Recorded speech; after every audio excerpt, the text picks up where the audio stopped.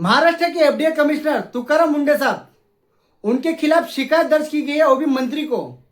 और किसने की? उनके अफसरों ने की। उनका कहना है कि हमें दिन रात काम करना पड़ रहा है, हमें छुट्टी के दिन भी काम करना पड़ रहा है, हमें सैटरडे संडे भी काम करना पड़ रहा है, 2 शिफ्ट में काम हो रहा है, क्योंकि मुंडे साहब बहुत स्ट्रिक्ट है और खाली जगह होने के कारण हमें वर्क प्रेशर हो रहा है। उसके वजह से उन्होंने मंत्री को मुंडे साहब के खिलाफ कंप्लेंट की है।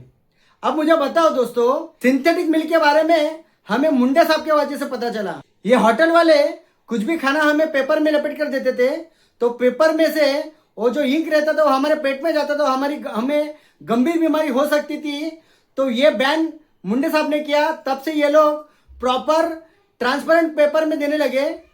उसके बाद जब हम होटल में खाना खाने जाते थे तो हमें बिस्लेरी ऑफर करते थे, पर अभी वही होटल वाले हमें कांच के ग्लास में पानी देते हैं। कितने ऐसे रेस्टोरेंट है जो उन्होंने सील किए, जिनके लाइसेंस तक नहीं थे। फूड लाइसेंस अनिवार्य इस मुंडे साहब ने किया।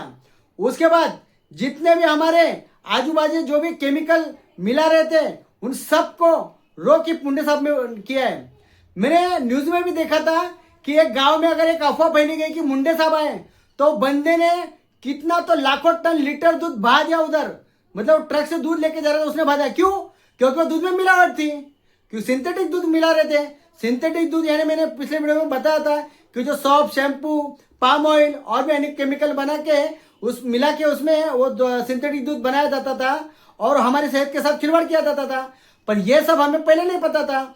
बहुत सारे अधिकारी थे उस एफडीए के डिपार्टमेंट में, पर हमें इस मिलावट के बारे में नहीं पता था और हम विश्वास रख के सब खा रहे थे, पी रहे थे। पर जब से हमारे एफडीए के कमिश्नर तुकाराम मुंडे साहब आए, मैं धन्यवाद देना चाहता हूं, तब से हमारी पब्लिक को यह मालूम पड़ा है कि केमिकल हमारे खाने में कितना है। और जब यह बंदा जब इसके ऊपर एक्शन ले रहा है, बहुत सारे होटल्स पे एक फास्ट ट्रैक में वहां पे जाके वो सील कर रहा है, जांच कर रहा है, होटल में जितने भी पदार्थ है जो उसको डाउट लगा उस पर वो टेस्टिंग कर रहा है और उसके बाद वो सब जो अगर उसमें केमिकल पाया जाता है तो वो सील कर रहा है।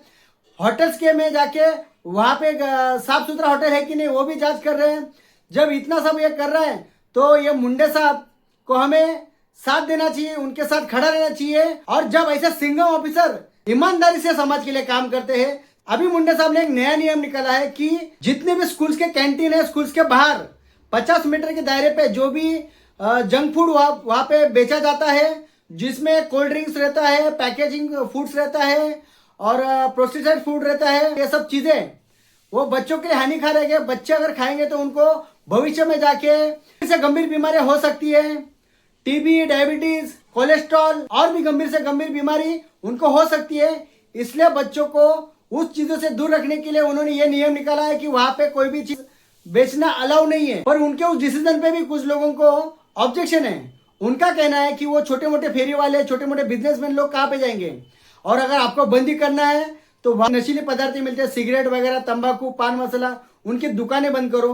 पर मेरा यह कहना है कि बाहर जाते अगर 50 मीटर पे ये अगर लोग बैठेंगे नहीं तो हमारे बच्चे वो खाएंगे नहीं।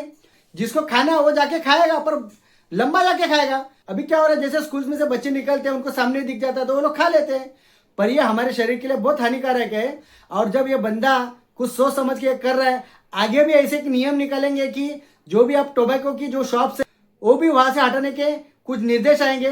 धीरे धीरे ये बंदा कर रहा है, हमें उसको सपोर्ट करना है। तो मेरा तो ये वोट है कि तो मुंडे साहब आप जो भी कर रहे हो ना, वो प्रॉपर से कर रहे हो, लोगों के हेल्थ के लिए कर रहे हो, सेहत के लिए कर रहे हो। हम आपके साथ में हैं। जो अच्छा काम करता है ना उसे लोग बोलते ही है।